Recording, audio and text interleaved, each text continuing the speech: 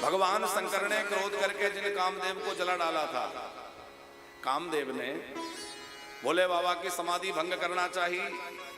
अनेक प्रयास के बाद भी भगवान शंकर की समाधि नहीं टूटी तो बाण लेकर के भगवान शंकर के हृदय पर मार दिया। भोले बाबा के हृदय में राम जी हैं, तो राम के ऊपर काम का बाण लगे, ये भगवान शिव से सहन नहीं हुआ और भगवान शंकर का तीसरा नेत्र खुल गया। तब शिव तीसर नयन उघारा और चितवत काम भयउ जारी छारा। कामदेव जलकर भस्म हो गया।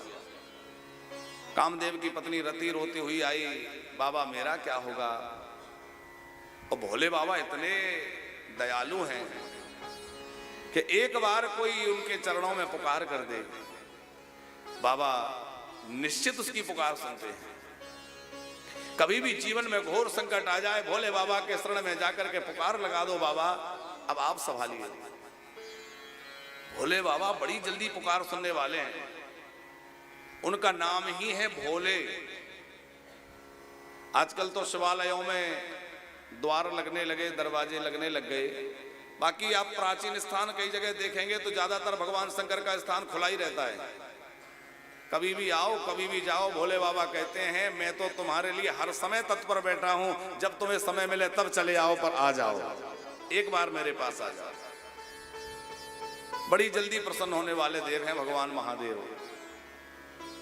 रति ने जब आर्तनाद करते हुए पुकार लगाई तो भगवान शंकर प्रसन्न हो गए। कहा देवी तुम्हारा पति तुम्हें कृष्ण पुत्र के रूप में पुनः प्राप्त होगा। तब तक क्या होगा? बोले तब तक तुम्हारा पति बिना शरीर के ही सब जगह व्याप्त रहेगा, सबके अंदर व्याप्त रहेगा। तो वही कामदेव भगवान शिव की आज्ञानुसार यहां कृष्ण पुत्र बनकर आया। और जायसवाल जी लीला का अभिप्राय यह है कि काम यदि राम से बिछोह कराने वाला है तो वह काम निंदनीय है, लेकिन वही काम जब राम से जुड़ जाए तो वंदनीय है। मानी कृष्ण का पुत्र बन गया, अब कृष्ण पुत्र बन गया तो कृष्ण का शरणागत हो गया, अब तो बेटा बन गया, तो बेटा बन जाए तो दोष नहीं है।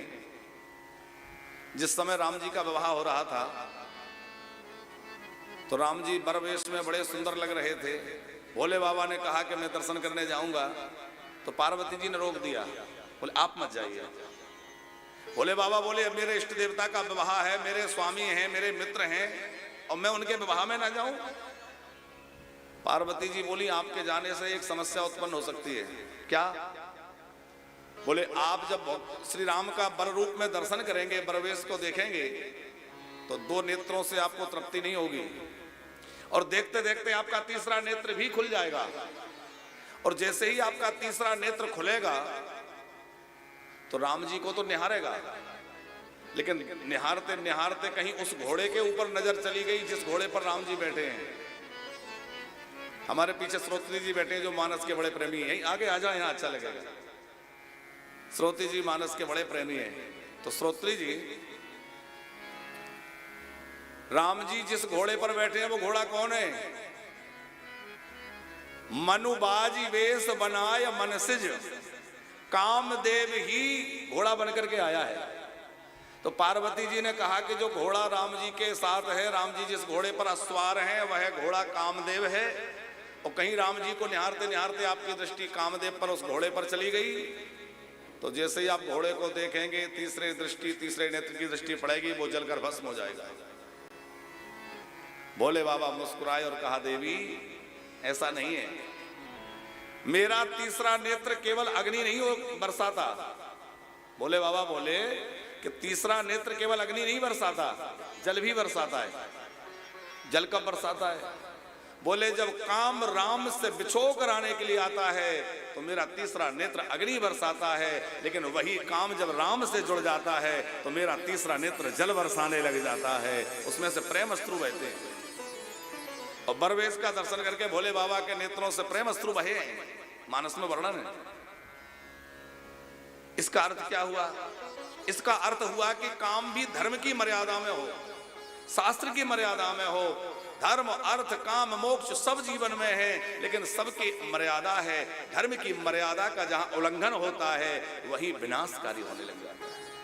धर्म की मर्यादा में सब हो। अर्थ की भी जीवन में आवश्यकता है, बिना अर्थ के जीवन नहीं चलेगा।